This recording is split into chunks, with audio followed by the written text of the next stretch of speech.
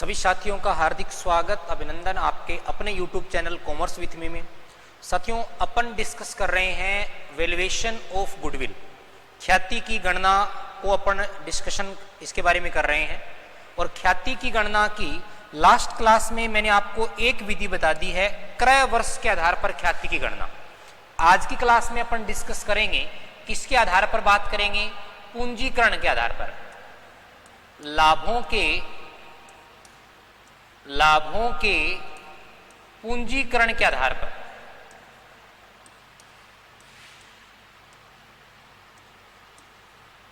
लाभों के पूंजीकरण के आधार पर गुडविल का वैल्यूएशन अपन पढ़ेंगे। ये क्लास महत्वपूर्ण रहने वाली है सीबीएसई, आरबीएसई, जो 12th कॉमर्स के स्टूडेंट्स हैं उनके लिए अकाउंटेंसी के सब्जेक्ट के लिहाज से। दूसरी महत्वपूर्ण बात, जो साथी तैयारी कर रहे हैं जूनियर अकाउंटेंट की, जो साथी तैयारी कर रहे हैं कॉमर्स फर्स्ट ग्रेड की, उन सब साथियों के लिए क्लास बहुत ज़्यादा महत्वपूर्ण रहने वाली है। देखिएगा, लाभों के पूंजीकरण का मतलब क्या होता है? जो आपके बिजनेस में लाभ हैं, उन लाभों को आप पूंजी के तौर पर ट्रीट करें, पूंजी के तौर पर देखें। उसके आधार पर आप अपनी गुडविल, अपने बिजनेस की गुडविल का अच्छी तरीके से वैल्यूएशन कर पाएंगे। तो आपको पहले तो ये ध्यान रखना है कि लाभ मैंने आपको लास्ट क्लास में दो प्रकार के बताए थे। बिजनेस से रिलेटेड दो प्रकार के लाभ हैं। एक तो अपने औसत लाभ हैं। कौन से लाभ हैं? औसत लाभ, जिसको अपन एवरेज प्रॉफिट बोलते हैं। कौन से प्रॉफिट बोलते हैं? Average profit. और दूसरे अपने पास जो लाभ हैं वो साथियों अपने अधिलाभ हैं। अधिलाभ, जिसको अपन सुपर प्रॉफिट बोलते हैं। कौन से लाभ बोलते हैं? Super profit. औसत लाभ और अधिलाभ। साथियों, औसत लाभ वो होते हैं जो सामान्य पीछे के आपके कई वर्षों के प्रॉफिट का आपने एवरेज ले लिया। सुपर प्रॉफिट वो होता है जो आपने आपके जैसी अन्य फर्मों से कितना ज्यादा कमाया। इन दोनों के पूंजीकरण के आधार पर आज अपन ख्याति के बारे में डिस्कस करेंगे कि कैसे लाभों का पूंजीकरण किया जाता है। पहले अपन औसत लाभों के कॉन्सेप्ट को डिस्कस कर रहे हैं। तो देखिएगा, यहां औसत लाभों के पूंजीकरण के आधार पर वैल्यूएशन ऑफ गुडविल को अपन पढ़ रहे हैं। Capitalisation of a goodwill, capitalisation of a average profit के कॉन्सेप्ट में बात कर रहे हैं। तो औसत लाभों के पूंजीकरण के आधार पर ख्याति ज्ञात करने का सूत्र क्या होता है? गुडविल बराबर ख्याति बराबर औसत लाभ गुणा, किससे करते हैं अपन? 100 से भाग किसका लगाते हैं? सामान्य प्रत्याय दर का। सामान्य प्रत्याय दर, अपने पास जो वैल्यू आएगी इसमें से विनियोजित पूंजी को अपन लेस कर देते हैं। किसको लेस कर देते हैं? विनियोजित पूंजी को। तो अपने पास गुडविल की वैल्यू आ जाती है। किसकी वैल्यू आ जाती है? ख्याति का मूल्य आ जाता है। इसी फॉर्मूले को अगर अपन इंग्लिश में लिखें तो अपना फॉर्मूला क्या हो जाएगा? Average profit. एवरेज प्रॉफिट, इस एवरेज प्रॉफिट को आप मल्टीप्लाई कर रहे हो 100 से, बट्टा में भाग किसका लगा रहे हो? नॉर्मल रेट ऑफ रिटर्न को। Normal rate of return. और इसमें से अपन माइनस करते हैं कैपिटल इंप्लॉयड।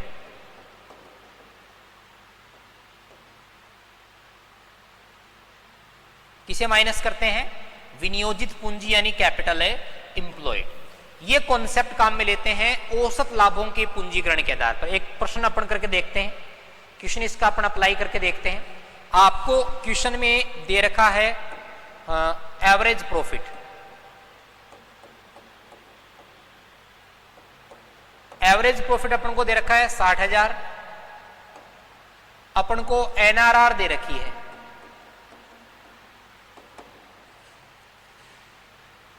20% और कैपिटल इंप्लॉयड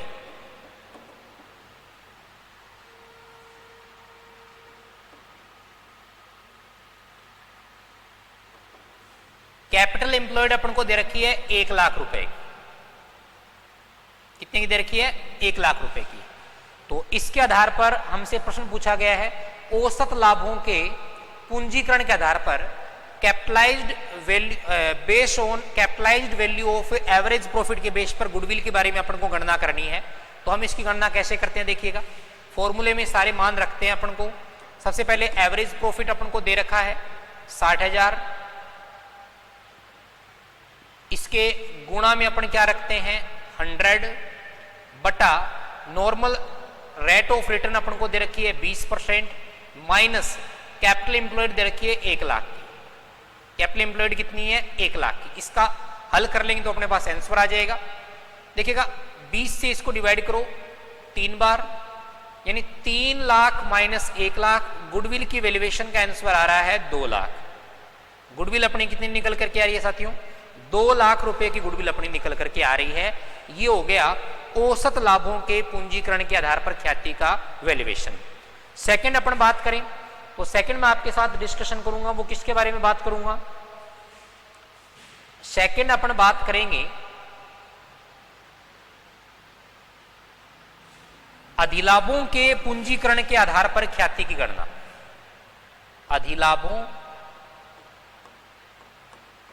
अधिलाभों के पूंजीकरण के आधार पर, अधिलाभों के पूंजीकरण के आधार पर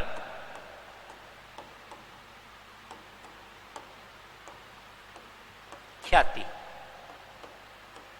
goodwill on base of capitalised value of A super profit. तो यहां गुडविल यानी ख्याति का फॉर्मूला क्या होगा, पहले वो अपन फॉर्मूला लिखते हैं। ख्याति का फॉर्मूला अपन जो काम मिलेंगे वो फॉर्मूला काम मिलेंगे सुपर प्रॉफिट इंटू 100 बटा NRR। अधिलाभ गुणा में 100 बटे सामान्य प्रत्याय दर। सामान्य प्रत्याय दर साथियों औसत लाभों के आधार पर जब अपन ने किया था तो इसमें से माइनस अपन ने क्या किया था मुझे बताइएगा, विनियोजित पूंजी माइनस की थी। लेकिन यहां कोई भी चीज माइनस नहीं करेंगे, ये इंपॉर्टेंट है। आपको मैं फिर याद दिला देता हूं अधिलाभ अपन कैसे निकालेंगे, सुपर प्रॉफिट अपन कैसे निकालते हैं बताइएगा। सुपर प्रॉफिट का मतलब ये होता है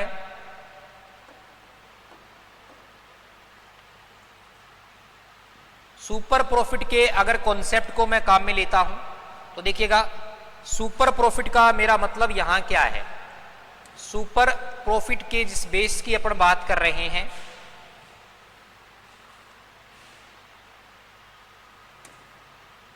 उसके बारे में अगर अपन बात करें तो देखिएगा अधिलाभ अपन ने पीछे की क्लासों में निकालना सीखा था। अधिलाभ का मतलब होता है औसत वास्तविक या औसत लाभ माइनस आप क्या करते हो, सामान्य लाभ करते हो। सामान्य लाभ करते हो, कौन सा लाभ करते हो, सामान्य लाभ करते हो।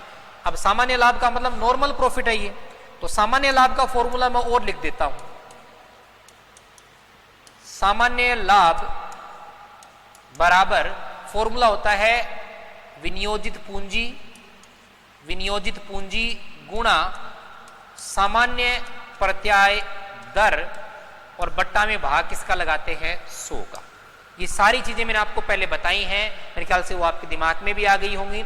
अब सेम प्रश्न को अपन इस मेथड से कर रहे हैं। आपको प्रश्न में क्या दे रखा है, औसत लाभ।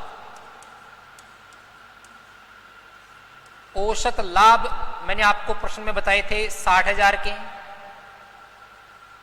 क्लियर।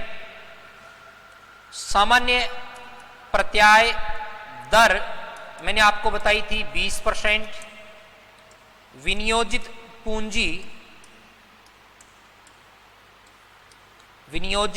पूंजी साथियों आपको दे रखी हैं 1 लाख रुपए की। आपको अब की बार क्या करना है साथियों, अधिलाभों के पूंजीकरण के आधार पर ख्याति की गणना करनी है। तो सबसे पहला काम मैं अधिलाभ बता रहा हूं। तो अब की बार मैं अधिलाभ वाले फॉर्मूले को इंग्लिश में लगा रहा हूं। सबसे पहली बात, हमें सुपर प्रॉफिट ज्ञात करना पड़ेगा। सुपर प्रॉफिट का फॉर्मूला होता है एवरेज प्रॉफिट। साथियों एवरेज प्रॉफिट कितना दे रखा आपको, 60,000 minus normal profit. Normal profit दे नहीं रखा तो नॉर्मल प्रॉफिट का फॉर्मूला लगाइएगा। नॉर्मल प्रॉफिट का फॉर्मूला होता है कैपिटल एम्प्लॉयड, दे रखी है साहब 1 लाख रुपए, गुणा एनआरआर। एनआरआर दे रखा है 20, बट्टा में भाग कितने का लगाएंगे, 100 का। 2 शून्य से 2 शून्य कट गए। अपने पास इसका आंसर आ रहा है 60,000 माइनस 20,000, उत्तर आ रहा है 40,000। कितना आंसर आया, 40,000। क्लियर। अब अधिलाभ अपन ने निकाल लिया। अब इस अधिलाभ का पूंजीकरण करेंगे, क्योंकि ख्याति मैं यहां जो ज्ञात कर रहा हूं, ख्याति यानी गुडविल की अपन वैल्यूएशन कर रहे हैं, वो गुडविल की वैल्यूएशन किस मेथड से कर रहे हैं, अधिलाभों के पूंजीकरण के आधार पर कर रहे हैं। और अधिलाभों का पूंजीकरण करने का फॉर्मूला होता है, अब इंग्लिश में लिख रहा हूं मैं, सुपर प्रॉफिट इंटू 100 बटे एनआरआर। तो सुपर प्रॉफिट आपने अभी निकाला है 40,000 का, गुणा 100 बटे एनआरआर कितना दे रखा आपको, 20। एनआरआर कितना दे रखा है, 20। तो 20 दुए कितने आ गए, 40। यानी उत्तर अपने पास आ रहा है 2000 गुणा 100, 2 लाख।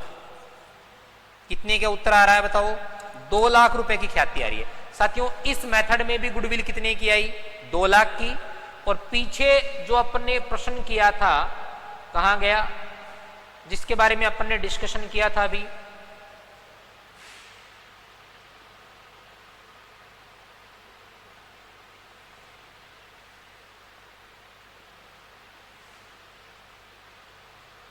जो इससे पहले वाला अपन ने जो प्रश्न डिस्कस किया था, उसमें भी अपने उत्तर निकल के आए थे। वो कितने आए थे, 20,000 ही आए थे। कितने निकल करके आए, माफ कीजिएगा, 2 लाख ही निकल करके आए थे। कितने निकल करके आए थे, ये रहा।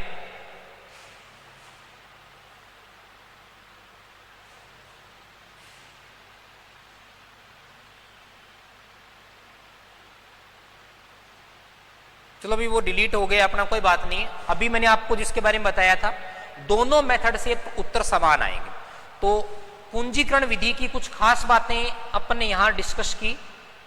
और एक इंपॉर्टेंट बात है, अपन अंतर के आधार पर करें तो ध्यान रखिएगा।